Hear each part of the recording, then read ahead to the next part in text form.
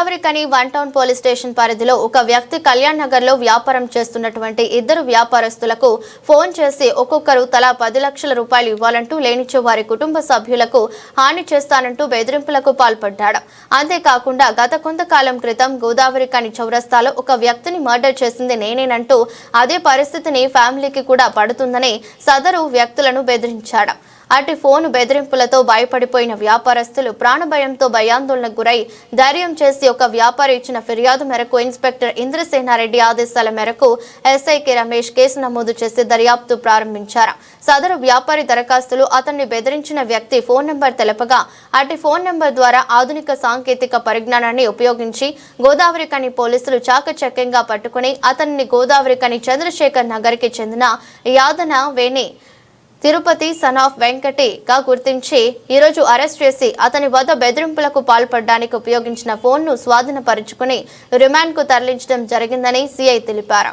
అందరికీ నమస్కారం. ఈరోజు మన గోదావరికని చంద్రశేఖర్ నగర్ చెందిన యాదనేని తిరుపతి అనే వ్యక్తిని అరెస్ట్ చేయడం జరిగింది.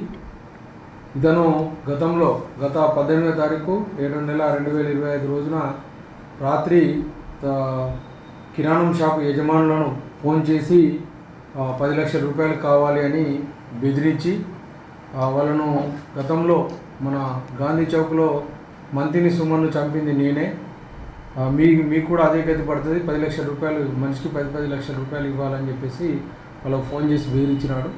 ఆ కేసులో సాంకేతిక పరిజ్ఞానాన్ని ఉపయోగించి వారికి వచ్చిన ఫోన్ల సహాయంతో సాంకేతిక పరిజ్ఞానంతో పట్టుకోవడం జరిగింది.